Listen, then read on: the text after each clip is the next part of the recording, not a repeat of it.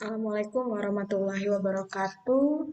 Mari kita lanjutkan mata kuliah hukum dan kebijakan publik.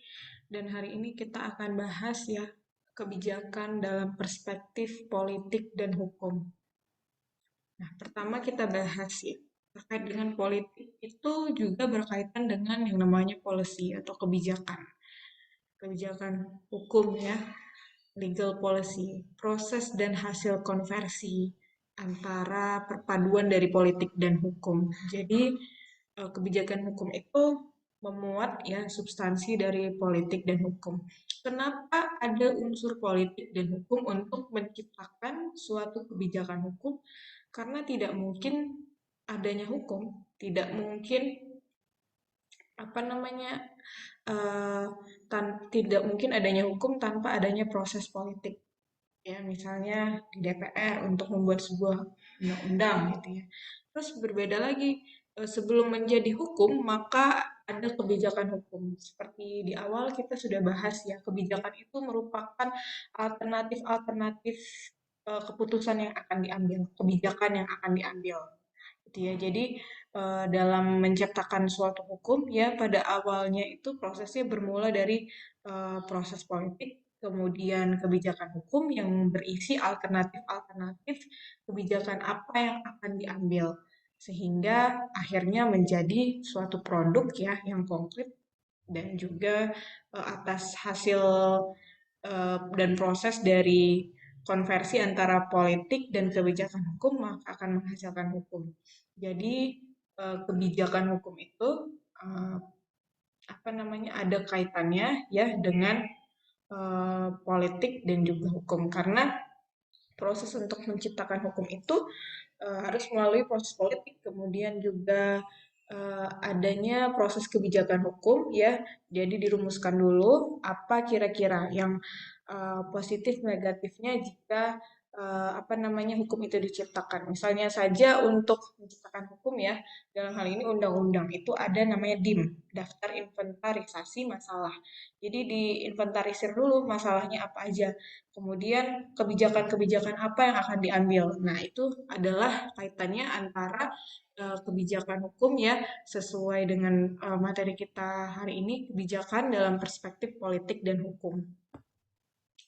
Kemudian general system theory dari David Easton ya, bahwasannya apa namanya teori sistem yang umum itu ya lingkungan ya ada mempengaruhi eh, tuntutan dan dukungan. Kemudian keputusan atau kebijakan itu apa namanya berkaitan dengan kewenangan politik. Jadi eh, antara input dan outputnya itu memiliki umpan balik. Jadi seperti apa ini artinya saling mempengaruhi sama lain, satu sama lain, saling mengintervensi satu sama lain. Jadi seperti apa dalam hal kewenangan politik itu ya adanya tuntutan dan dukungan. Misalnya di suatu daerah butuh perda A misalnya. Kemudian ada tuntutan dari masyarakat gitu ya. Ada aspirasi dari masyarakat. Kemudian ketika aspirasi itu mendapat dukungan, maka masuk ke dalam proses kewenangan politik, di mana kewenangan politik ini yang akan mengiyakan, yang akan mengamini atau bahkan tidak merespon ya tuntutan tersebut. Jadi itu tergantung seberapa besar apa namanya pengaruh politik, pergulatan politik untuk mengesahkan perda A misalnya. Jadi hingga itu menjadi sebuah keputusan atau kebijakan. Jadi dalam hal ini ya inputnya bermula dari tuntutan dan dukungan, kemudian prosesnya di tahap kewenangan politik, sampai ada wujud konkretnya menjadi keputusan atau kebijakan atau bahkan peraturan gitu ya. Dalam hal ini menghasilkan output. Ketika dia sudah menjadi output, maka bentuknya sudah menjadi peraturan. Jadi dalam hal ini kita juga kembali harus bisa membedakan mana itu aturan kebijakan ya dan juga yang mana yang merupakan peraturan. Di Undang-Undang 1211 sudah jelas bahwasannya hierarki peraturan perundang-undangan itu di pasal 7 ya, mulai dari Undang-Undang Dasar, TAP MPR, Undang-Undang Sri Perpu, peraturan pemerintah, peraturan presiden sampai peraturan daerah gitu ya. Jadi dalam hal ini itu merupakan peraturan berbeda dengan kebijakan gitu ya. Kalau kebijakan itu lebih lanjut di pasal berikutnya itu ada seperti surat edaran gitu ya, kemudian juklak, juknis yang biasa kita lihat gitu ya, itu termasuk dengan aturan kebijakan.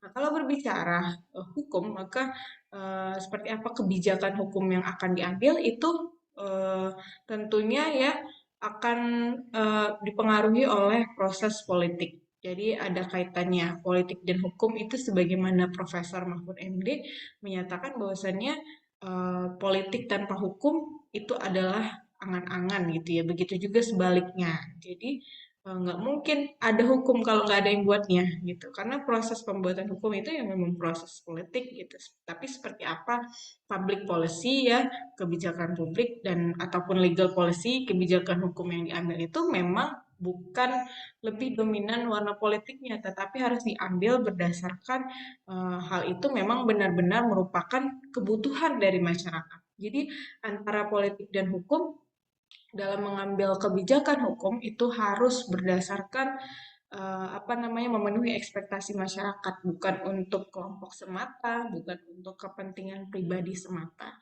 Jadi sampai di sini dulu perkuliahan kita. Minggu depan kita lanjut masih tentang kaitan antara kebijakan dan juga politik hukum. Terima kasih. Assalamualaikum warahmatullahi wabarakatuh.